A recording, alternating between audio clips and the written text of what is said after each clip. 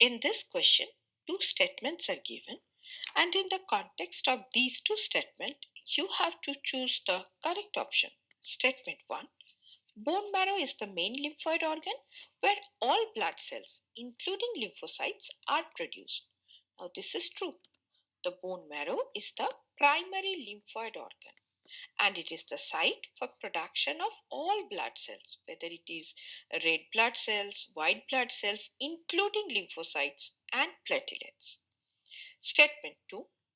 Both bone marrow and thymus provide microenvironments for the development and maturation of T lymphocytes.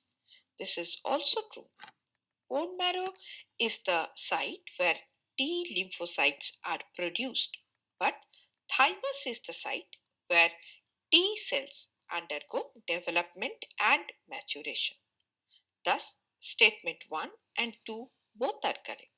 Hence, the correct answer is option C.